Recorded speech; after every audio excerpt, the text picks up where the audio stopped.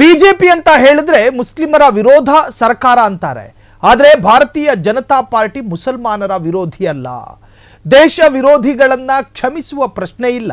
ಕಾಂಗ್ರೆಸ್ ಅವರ ರೀತಿ ಮುಸ್ಲಿಮರ ಓಲೈಕೆ ಮಾಡಿಕೊಂಡು ಹೀಗಂತ ಕಲಬುರಗಿಯಲ್ಲಿ ಬಿಜೆಪಿ ರಾಜ್ಯಾಧ್ಯಕ್ಷ ಬಿ.ವೈ. ವಿಜೇಂದ್ರ ರಾಜ್ಯ ಕಾಂಗ್ರೆಸ್ ಸರ್ಕಾರದ ಕಾಲೆಳೆದಿದ್ದಾರೆ. ಯುಪಿಎ ಸರ್ಕಾರ ಹಗರಣಗಳ ಸರ್ಕಾರ ಆಗಿತ್ತು.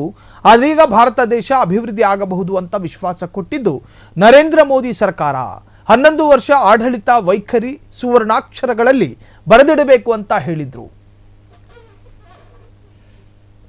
ಯಾವ ರೀತಿ ಇಸ್ರೇಲ್ ಮತ್ತು ಇರಾನ್ ಮತ್ತೆ ಸಮಸ್ಯೆ ಪ್ರಾರಂಭ ಆಗಿದೆ, ಇಡೀ ಜಗತ್ತಿನಲ್ಲಿ ಒಂದು ರೀತಿ ಯುದ್ಧದ ವಾತಾವರಣ. ಇಂಥ ಸಂದರ್ಭದಲ್ಲಿ ಒಂದು ದಿಟ್ಟ ನಾಯಕತ್ವ ಕೂಡ ಅಷ್ಟೇ ಅತ್ಯಗತ್ಯ. ಅಂತ ಒಂದು ದಿಟ್ಟ ನಾಯಕತ್ವವನ್ನ, ದೇಶದ ಜನತೆಗೆ ವಿಶ್ವಾಸ ಬರ್ತಕ್ಕಂಥ ಒಂದು ದಿಟ್ಟ ನಾಯಕತ್ವವನ್ನ ನರೇಂದ್ರ ಮೋದಿಜಿಯವರು ನೀಡಿದ್ದಾರೆ ಅನ್ನೋದು ಬಹಳ ಗಮನಾರ್ಹ ಅಂಶ ಅನ್ನೋದನ್ನು ಕೂಡ ಈ ಸಂದರ್ಭದಲ್ಲಿ ಹೇಳ್ತಾ ನಮ್ಗೆ ಹೆಮ್ಮೆ ಇದೆ. ಇವತ್ತು ನರೇಂದ್ರ ಮೋದಿಜಿಯವರು ಪ್ರಧಾನಮಂತ್ರಿ ಆದ್ಮೇಲೆ ಸದೃಢವಾಗಿ ದೇಶವನ್ನ ಮುನ್ನಡೆಸ್ತಾ ಇದ್ದಾರೆ. ಮುಂದೂ ಕೂಡ ಇದೇ ವೇಗದಲ್ಲಿ ಭಾರತ ಅಭಿವೃದ್ಧಿನ ಕಾಣುತ್ತದೆ. ಏನು ಅವರ ಕನಸಿದೆ 2047ನೇ ಇಸ್ವಿಗೆ ಒಂದು ಅಭಿವೃದ್ಧಿ ಹೊಂದಿರತಕ್ಕಂಥ ದೇಶ ಆಗಿ ಪರಿವರ್ತನೆ ಆಗ್ಬೇಕು. ಆ ಕನಸು ನನಸಾಗೋದ್ರಲ್ಲಿ ಯಾವುದೇ ಅನುಮಾನಗಳಿಲ್ಲ ಅನ್ನೋದನ್ನ ನಾನು ಈ ಸಂದರ್ಭ ಹೇಳೋಕೆ ಇಚ್ಛೆ ಪಡ್ತೇನೆ. ಹೇಳಿದ್ರೆ ಅವ್ರು ಹೇಳ್ತಾರೆ 13 ಪೈಸೆ.